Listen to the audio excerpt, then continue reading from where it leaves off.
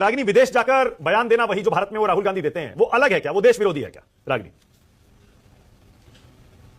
मानक, देखिए, आज हमारे एक उज्जैन में बहुत ही वरिष्ठ कांग्रेस के नेता हैं मनोहर बैरागी जी, उन्होंने मुझे आज के इस डिबेट के लिए कुछ पंक्तियां लिखकर भेजी थी। तो मैं, चूंकि अब आप इस विषय पर आ गए तो वो बोलकर मैं आपके प्रश्न पर आती हूँ।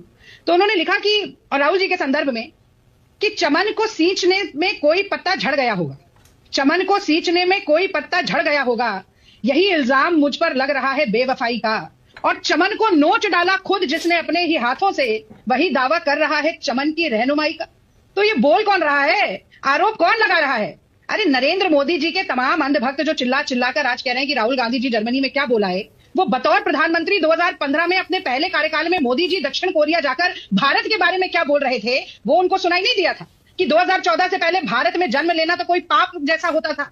कैसा देश है ये, कैसे लोग हैं ये, कैसी सरकारें यहां पर रही। उसके बाद वो तमाम दुनिया के देशों में गए, यूरोप में जाके, ब्रिक्स में जाकर बोल के आए कि ब्रिक्स के बीच में जो आई है ना, जो इंडिया है, वो इतना कमजोर है कि उसके कारण पूरा ब्रिक्स ही धराशायी हो जाता है। अभी रूस में बोला उन्होंने कि भाई भारत 2014 से पहले तो निराशा की गर्त में था।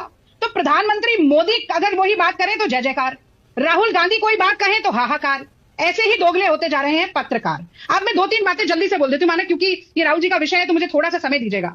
राहुल गांधी जी ने क्या कहा जर्मनी में जाके? राहुल गांधी जी ने, एक मिनट राहुल, आप बीच में मत बोलिए। मानक प्लीज, मुझे आप सिंगल स्क्रीन पे लीजिए और मेरी बात को पूरा करने दीजिए। पूरा करने दीजिए।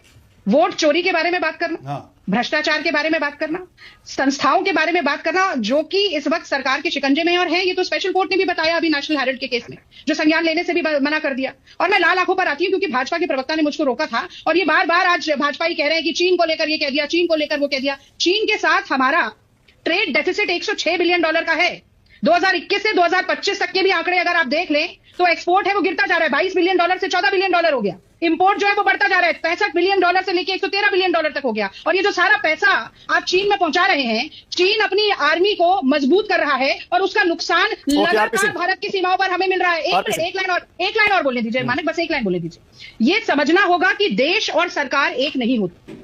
भारत अजर अमर शाश्वत देश है, सरकारें आती हैं गिरती रहती हैं। मोदी जी अपने आप को चाहे कितना ही स्वयंभू महामानव विश्व गुरु बोले, वो भारत के 15 प्रधानमंत्रियों में से एक प्रधानमंत्री हैं जिनसे सवाल पूछने का संवैधानिक अधिकार नेता प्रतिपक्ष को, विपक्ष को है। और हम सवाल पूछेंगे। अब सरदार आरपी सिंह, और मैं जो आरपी सिंह जी आपने बीच में मुद्दा उठाया, मैं बिल्कुल मैं भी वो दोहरा रहा हूं कि रागिनी ने जो दोगले शब्द का इस्तेमाल किया वो नहीं करना चाहिए, क्योंकि आमतौर पर उसका नेगेटिव कॉनोटेशन ही निकलता है। आरपी सिंह जी बोलिए, आपकी बारी है। दोगले हैं, आपके चैनल पर बैठे हुए मोदी जी को नहीं बोलेंगे, प्रधानमंत्री आप कुछ और शब्द इस्तेमाल कर सकती हैं, आप कोई और शब्द इस्तेमाल कर सकती हैं। हिपोक्रेसी है, दोगले नहीं है। ठीक है, हिपोक्रेसी चलेगा, ऐसा शब्द मत बोलिए, असंसदीय शब्द माने, असंसदीय मत माने। सवाल पूछे तो गलत है। जैसा मैंने कहा, किसी की राय से आप असहमत हो, जितनी समझ होगी, जैसा परिवेश होगा वही तो बात करेंगे। ये पत्रकारों का दोगलापन है। जितनी समझ होगी, जैसा परिवेश मिलेगा वही तो बताएंगे। इसमें चिंता नहीं करें, इसी कांग्रेस का यहाँ